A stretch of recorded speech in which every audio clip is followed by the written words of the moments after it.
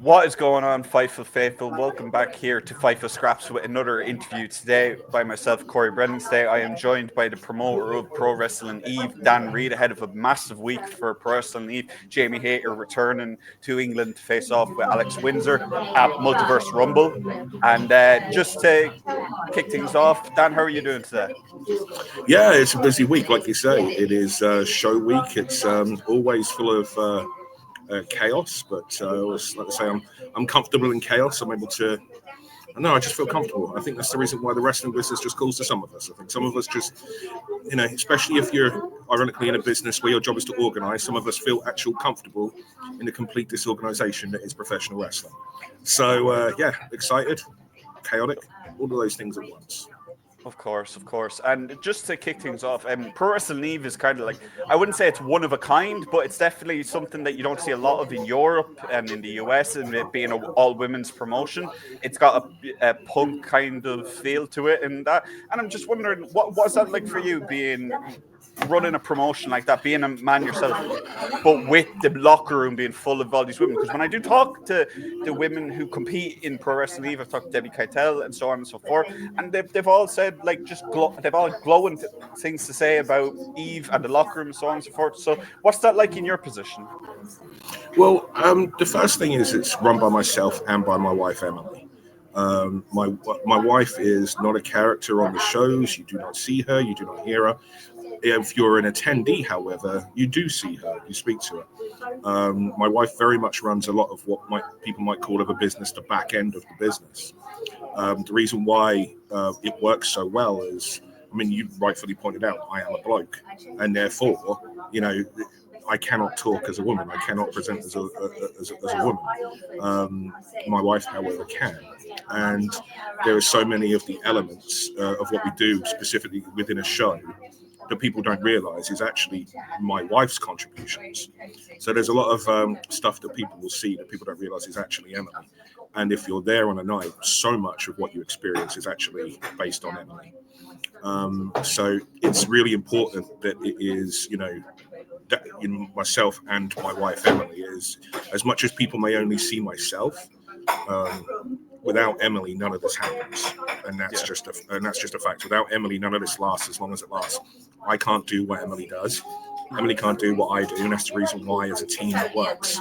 There was a period of time when Emily wasn't involved, and it didn't work. It didn't work with just me.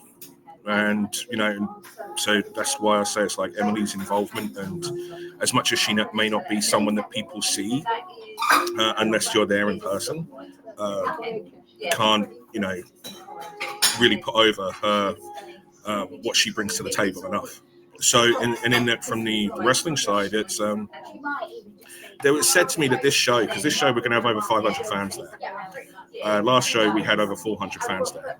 It was brought up to me recently by one of the cast members that this is probably like the first back-to-back shows in women's wrestling outside of Japan that has had those kind of attendance figures. Mm-hmm. And they were like, "Isn't that cool?" And I was like, "It is cool, but at the same time, it's also kind of depressing." It's kind of depressing in a way when you think of like how many people have started women's wrestling promotions and then stopped. It's kind of depressing when people say, because you've got Shimmer in the US, and you're like, well, Shimmer hasn't run since 2021, I think. Mm-hmm. And the heartbreaking part about that, and I get it and everything why, is just because of the, Shimmer was, DP and everyone involved with Shimmer, they deserve so much credit for, moving the women's wrestling scene and getting, recognition that deserves along. So it's kind of like a double-edged sword where it's like, it's really cool. Like, we've been running 15 years. We are the longest running women's wrestling promotion ever in the Western world. Yeah. But at the same time, that kind of feels like it's still kind of, I think it should also be a reminder about how far there is to go still. Absolutely. Not kind of just like resting on our laurels. Mm-hmm. And keeping with that point, the She Won, obviously, a lot of people have been requesting that AEW run a Continental Classic for women and so on and Yeah. so forth. But there's already an alternative to the G1 and the She1, obviously. That's something that has been going on for several years now. And for you, how important is that for you? Obviously, you just mentioned it about how there's not as much women's-owned promotions in the Western world. So to host that tournament year after year, and obviously this year Nina Samuels won it, and she's also a champion in Eve at the same time. So how important is it for you? How important is it for you to run the She1 on a yearly basis, and how did it come about initially? It was because we're, fans of the G1 concept. I'm 42 years old. I got into tape trading when I was like 12, 13 years old, so mid-90s. So I was around there for the start of the G1, and I saw the G1 through its many, variations, of which we've done pretty much every variation of the G1. I think we've almost done ourselves, from the round robin version to the single elimination version. You try to work within the parameters of venue availability and things of that nature as to what you can do. But I think every version is different because there's different challenges. So when we were doing the round robin version, we were doing 4 shows over 2 days. And a lot of what I really like to do is kind of challenge the talent. The Multiverse Rumble is a challenge for the talent. The She1 is a challenge for the talent. Because, especially when we were doing 4 shows over 2 days, because you have to remember that you're performing largely in front of the same audience 4 times. There'll be some differences, of course, but largely you have to, think of that, and you have to think of the story and the structure of what you're doing. So you have to think of the story and structure of what's logical. At the same time, as you have to be presenting. You can't repeat the patterns of what you've done previously. So you have to think that, okay, well, I've already seen this, we've already done this, but we have to think about what's logical to the match and the story and the structure of what we're doing, so that we can gauge all forms of audiences, all forms of attendees, because it's not like television. And I think that's where a lot of independent wrestling goes wrong these days, is they think they're booking for television. Even if you're live streaming like we do, you still have to find a happy medium, because your job is to create new wrestling fans. I'm a big believer that we shouldn't just keep playing to wrestling fans. We should keep trying to make new wrestling fans. These are all skills in themselves that largely seem to get overlooked by a lot of training schools. So wrestlers have to think about all of these different things when they're going out there and doing these formats of matches and these formats of shows. Last month, with the She1, the first round this time was 10-minute time limits on those opening round matches. Most wrestling shows, most independent shows don't have time limits, let alone, like, since 2017, you watch an Eve show, the clock counts down from the time limit on screen. And, so we kept, Will and I kept saying to it, remember, you're not just working your opponent, you're working the clock. And you have to tell that in the story in these opening round matches, whilst also factoring in the idea of what you've got coming up later on. So there's lots of different things and challenges that we try to deliberately put on the Eve shows that they're not going to get the opportunity to do if they're the guest women's match on an otherwise mostly all-male show. Because on those promotions, their role is mostly the women's match. Yeah. And absolutely. So they're not really, I said this about someone, it's like there was a promotion recently that did a whole thing, it's like we're having our first ever women's main event, but there wasn't another women's match on the card. So it's like, cool, so what are you doing to set up your challenger? Why can't, if you'd have had another, 1 or 2 women's matches on the shows, you could have ended up finding yourself someone getting over so much that the right thing to do would be to main event your next show with the women's match, because people were so into the women's main event and so into the women's number 1 contender match or one of the other matches. But instead, the focus was this one is the women's main event and it's a big deal. And it's just like, but, it's all, verbal without actually anything long-term planned. It's just to look good, as opposed to actually think long-term and think about how, that's why I'm a big believer in saying it's not a division, it's a guest match. You might have a belt, but it's not a division, it's a guest match. Yeah. And, so these are all things that we factor into our minds. What are other people not doing that we can do so that we can give the opportunity to talent to, do stuff they're not doing elsewhere? And that's the difference between being on an Eve show and someone else's show. If you're on someone else's show and you're the women's match on that show, you're the women's match. You're a part of the show. If you're on an Eve show, you are the show. You're not part of the show, you are the show. And there's a difference there. Mm-hmm.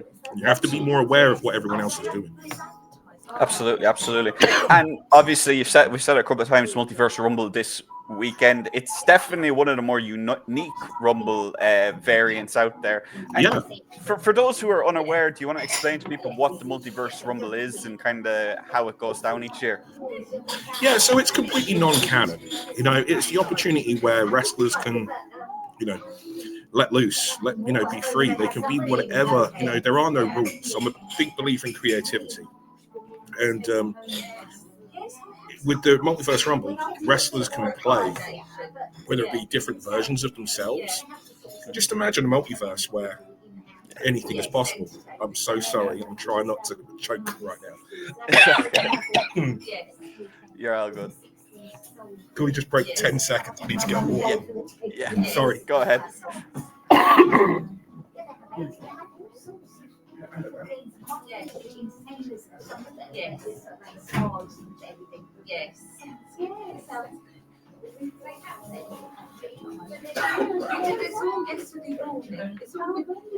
So moving on to what we were talking about, we've talked about bits and pieces so far, but we haven't really talked about it at length.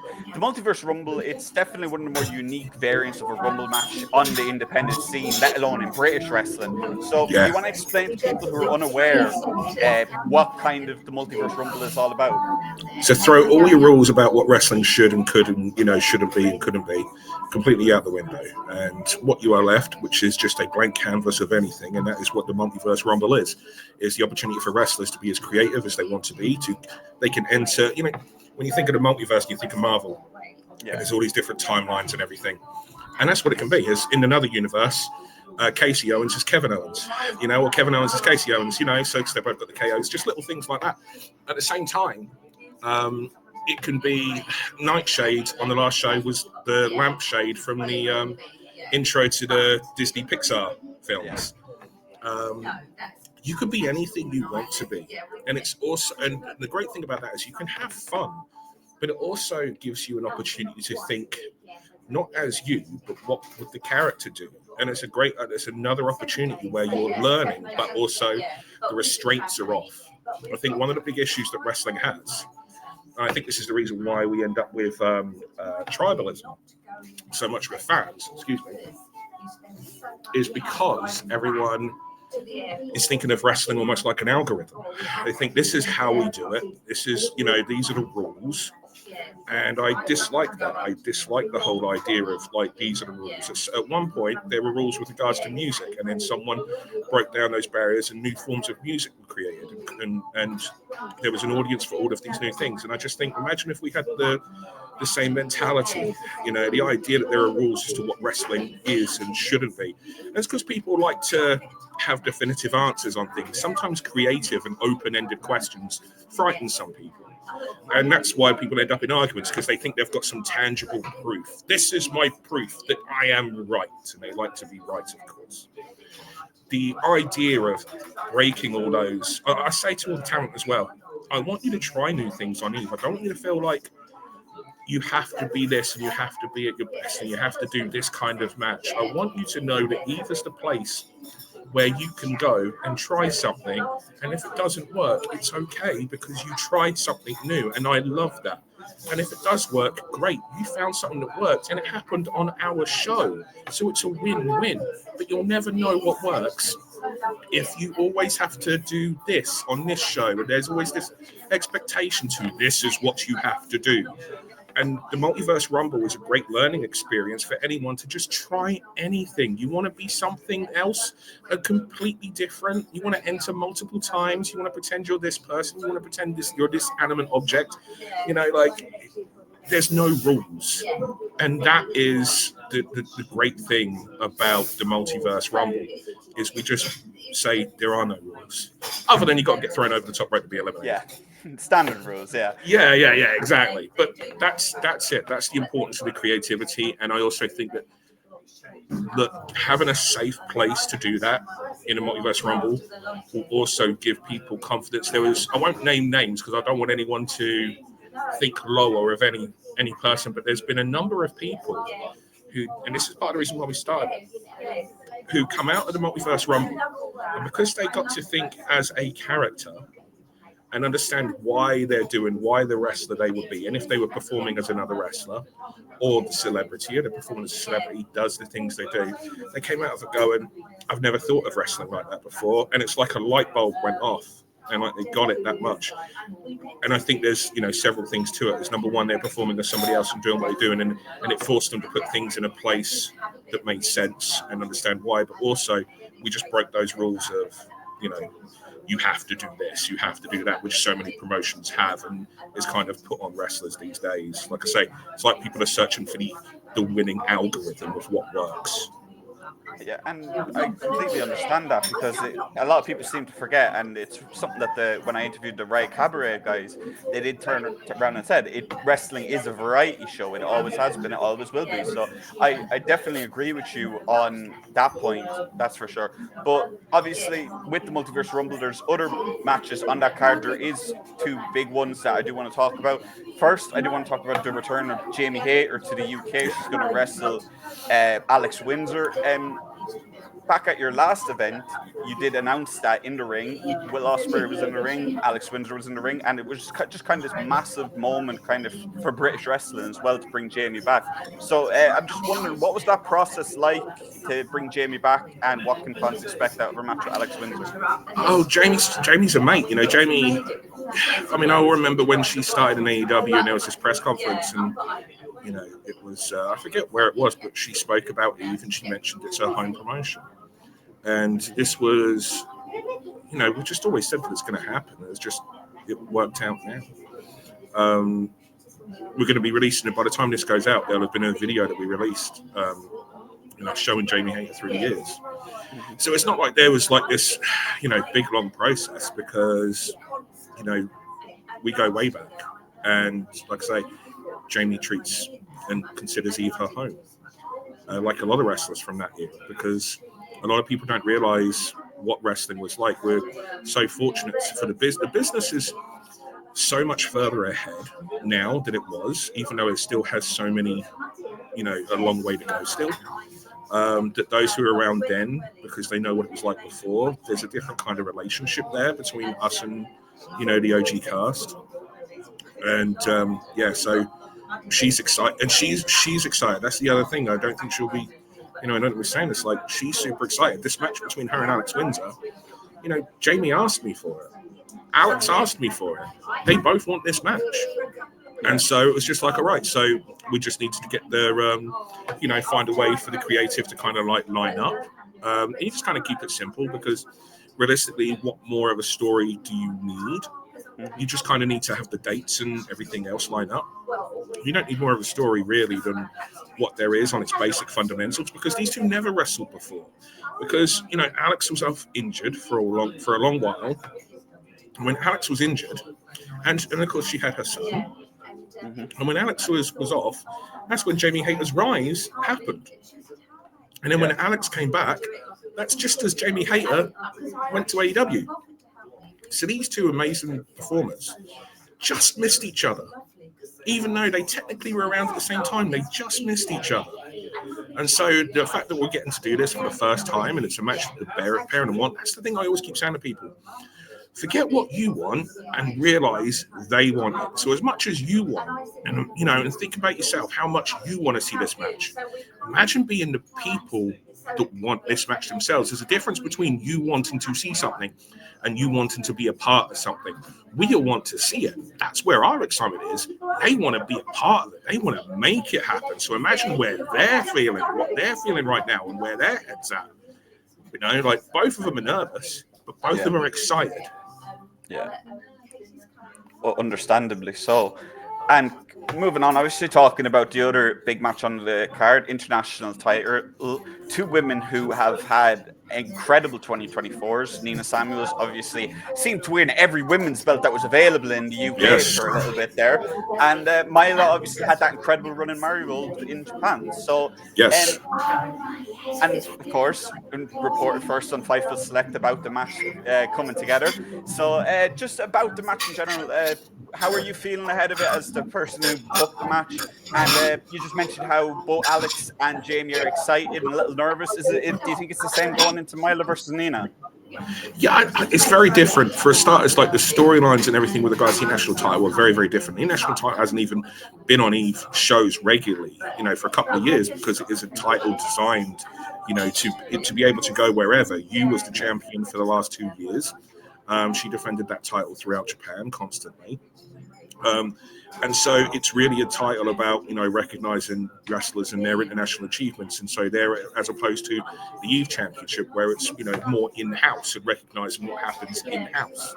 So Myla Grace, like you say, had an incredible 2024, really broke out there. And it's very difficult to do, especially if you're in the Irish wrestling scene, because the Irish wrestling scene is incredibly small. To be able to break out, really, it's like the rest of Europe.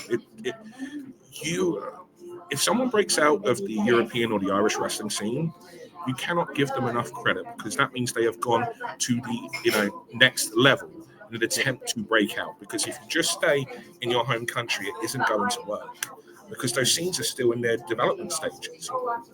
So the fact that Myla did what she did, went to Japan, broke out, made a name for herself, challenged herself, and that's the other thing. She challenged herself. She put herself in a situation where it was, do or die, effectively, go big or go bust. She did that, to push herself, to become as good as she can possibly be. And she's still young in her career. I think people sometimes forget.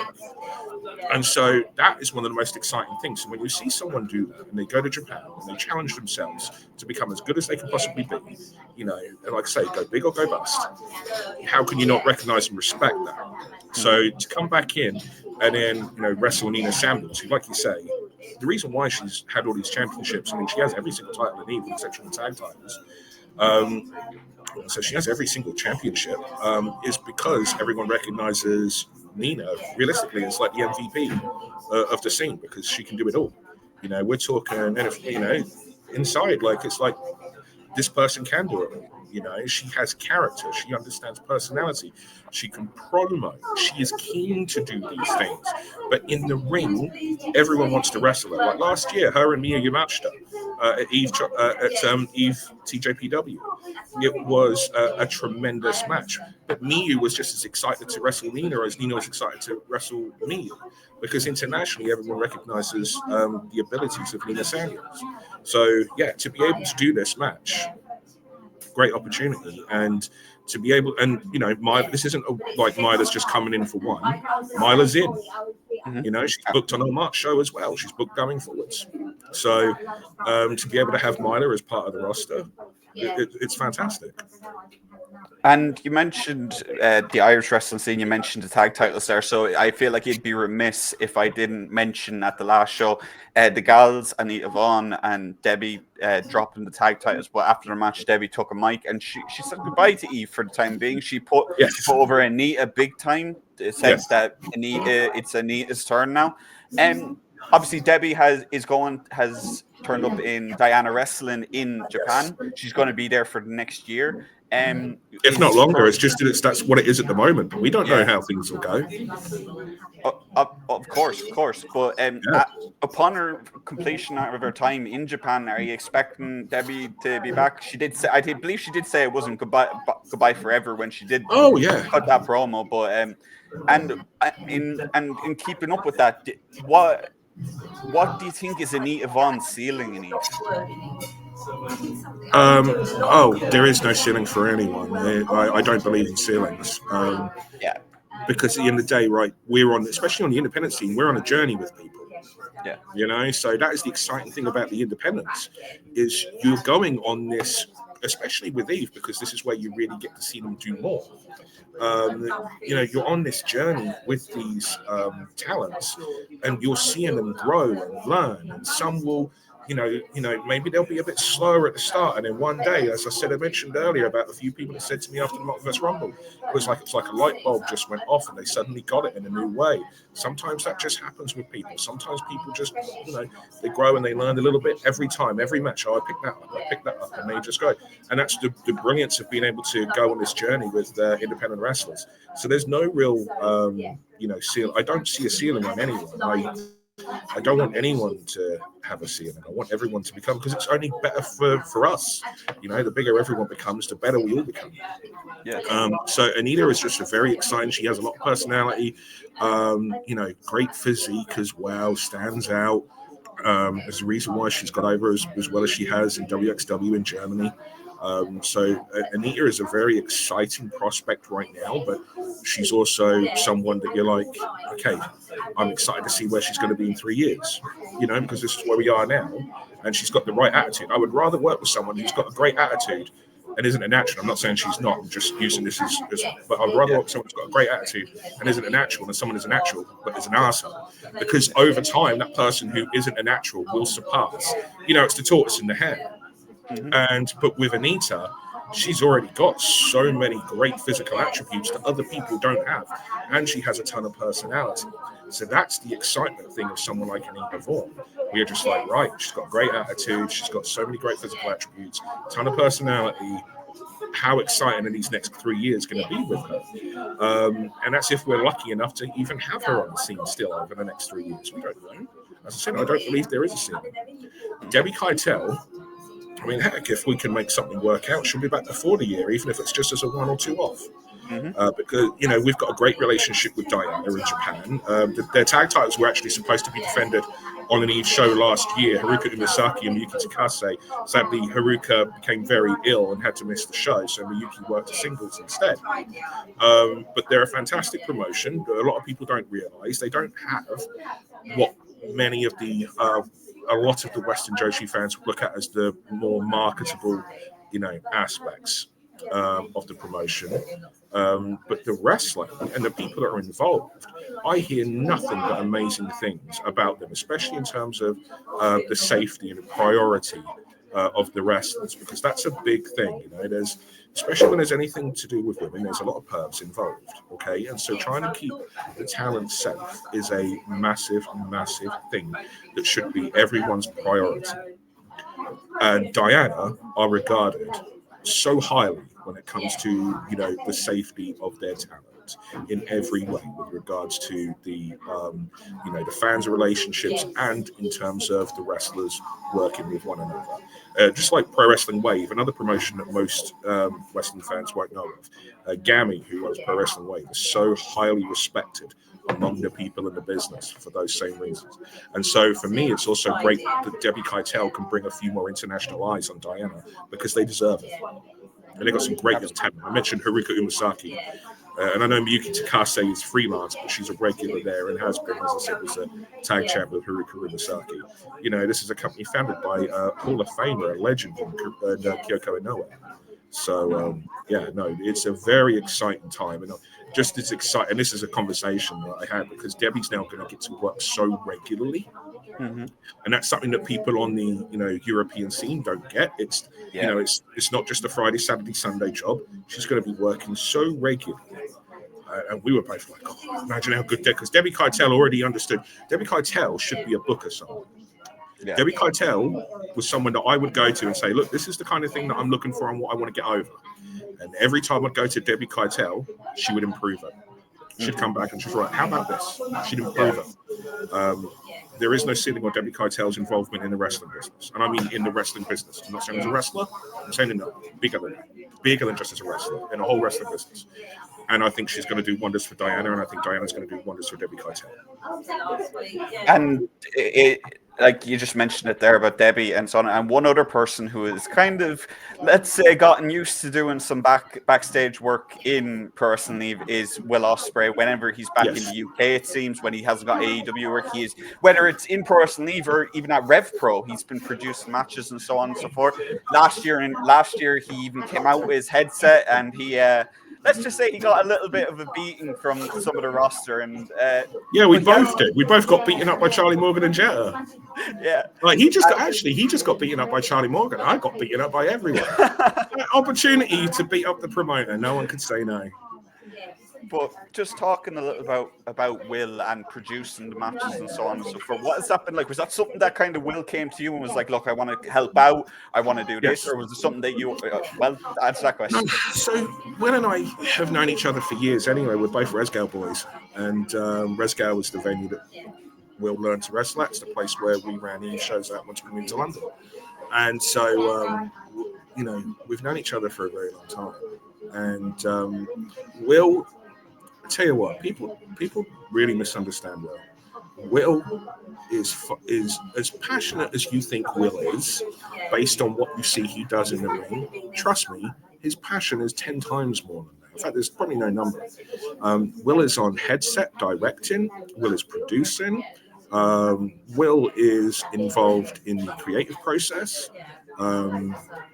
Will came to me about being more involved in Eve, and I'd be an idiot to not accept that. Why wouldn't I want the talent to be able to work with Will? Do you know what I mean? Why wouldn't I want to work with Will? The talent are excited to be working with Will. I'm excited to be working with Will. And it's a great partnership, in terms of working together, to be able to, do that, because his passion knows no limits. And he also just sees it as wrestling. He wants everyone to do better. He encourages people to be able to do things that perhaps they didn't think they could do, to think differently. He challenges them. He challenges everyone. And I mean that in the most, positive and professional way, to get better. Mm-hmm. And he believes in it.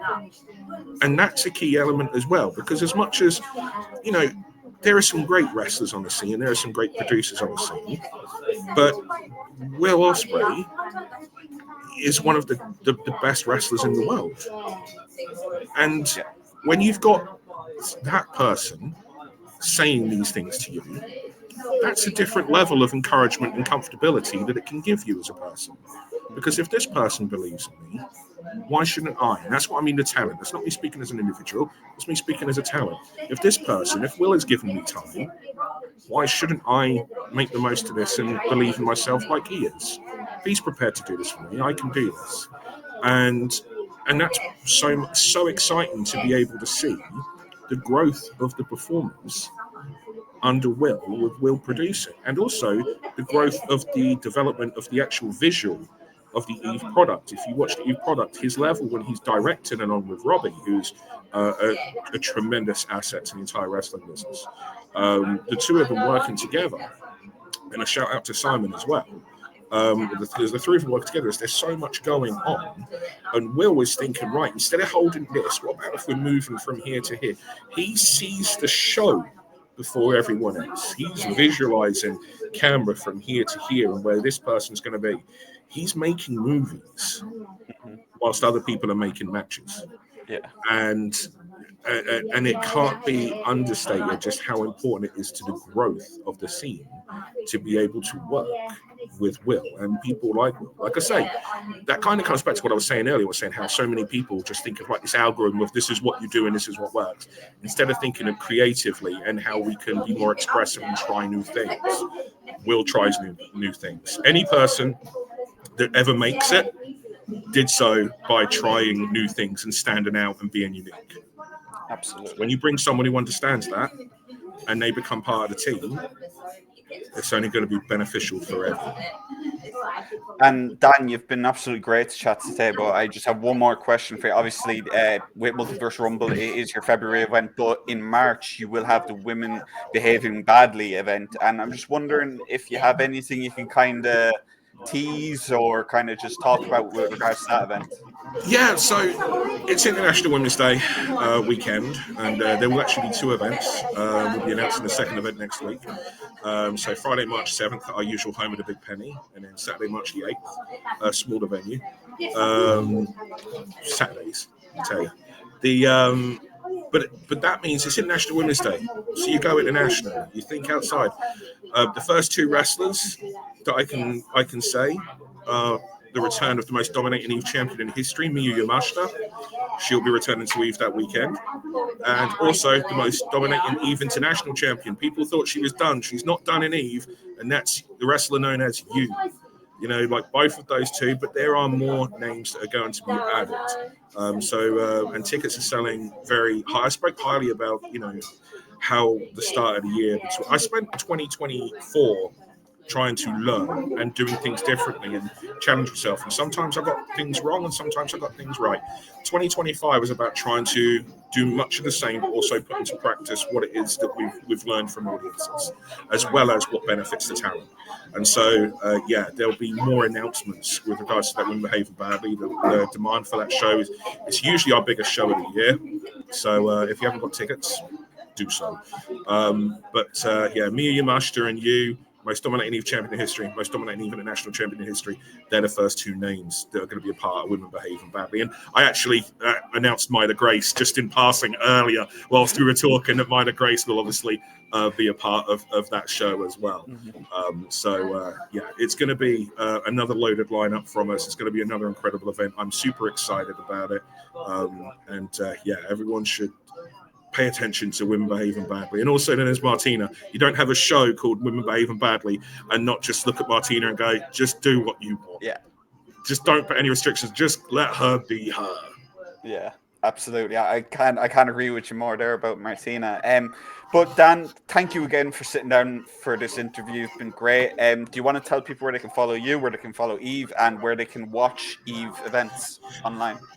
Yeah, so you can, the main thing is evewrestling.com. If you go to evewrestling.com, you'll be able to link off to buy tickets. You'll also be able to click on to watch. You'll take it to our YouTube channel, sign up, become a member of our YouTube channel on an Eve Champion tier, and you can watch every single Eve event that happens live if you're able to join us live as the show happens.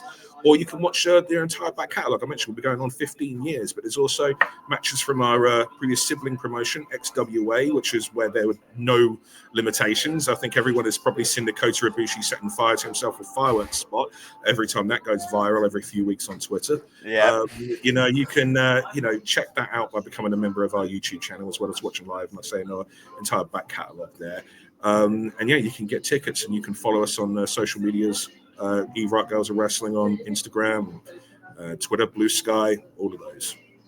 Guys, make sure and check out Eve. Like we've said a couple of times, there isn't really a promotion in the Western world that does what Pro Wrestling Eve does. Check out the Multiverse Rumble this weekend, guys. It is going to be a lot of fun, and obviously the return of Jamie Hayter. If you're new to Fight for Scraps, subscribe, check back later on this week because I do have an interview with one called Manders coming to Fight for Scraps as well later in the week.